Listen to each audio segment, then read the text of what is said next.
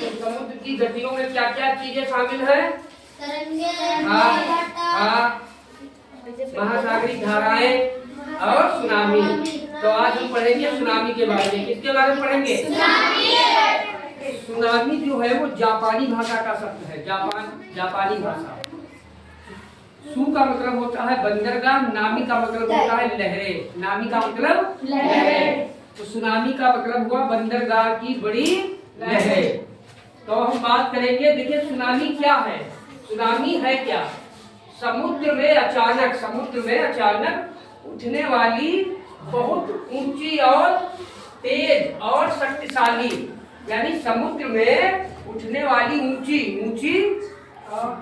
तेज और शक्तिशाली जो है लहरों को सुनामी कहा जाता है। समुद्र में जब बहुत ऊंची तेज और शक्तिशाली लहरें उठती हैं तो इसी को हम क्या कहते हैं? सुनामी कहते हैं। और सुनामी की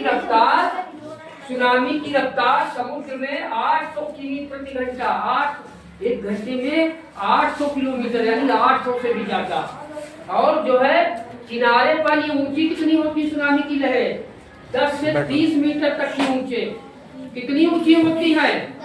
10 से 30 मीटर तक की ऊंचाई होती है। ये तुम्हारी 11 फुट पर, 11-11.5 फुट पर है। पूछिए 10 मीटर से 30 मीटर तक मतलब सुनामी। इसीलिए सुनामी खतरनाक होती है, इनकी लहरें खतरनाक होती हैं। अब ये सुनामी बनती कैसे है? सुनामी तब बनती है जब समुद्र के अंदर कोई बड़ा झटका लगता है। समुद्र के अंदर, अब समुद्र के अंदर कौन सा झटका लगता है? जैसे समुद्र के नीचे भूकंप, यही सबसे बड़ा कारण है। समुद्र के नीचे भूकंप ये सबसे बड़ा कारण है सुनामी आने का। और एक कारण है ज्वालामुखी विस्फोट, जो है समुद्र के अंदर होती है। क्या होती है? ज्वालामुखी विस्फोट। समुद्र में भूस्खलन और बड़े उल्कापिंड का समुद्र में गिरना, ये कारण है सुनामी बनने के। अब सुनामी आने के नुकसान क्या क्या है? जब सुनामी आती क्या नुकसान होते? पूरी बस्तियां पानी में डूब जाती हैं या बह जाती हैं। बड़े बड़े पेड़ व घर बह जाते हैं। सड़कें, पुल, जहाज, बंदरगाह नष्ट हो जाते हैं। जान माल का बहुत बड़ा नुकसान होता है। खेती बाड़ी और मिट्टी खारी हो जाती है।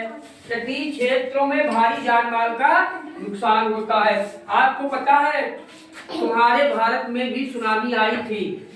26 दिसंबर 2004 को भारत में सबसे विनाशकारी सुनामी आई। और यह इंडोनेशिया के सुमात्रा द्वीप के पास इंडोनेशिया के पास द्वीप है सुमात्रा, वहां 9.1 तीव्रता के भूकंप के कारण बनी थी सुनामी। तो भारत में सबसे अधिक जो नुकसान हुआ था वो नागापट्टनम एक जिला है तमिलनाडु में, वहां सबसे ज्यादा नुकसान हुआ। अंडमान जो है निकोबार द्वीप में नुकसान हुआ। आंध्र प्रदेश के तटीय जिलों में नुकसान हुआ।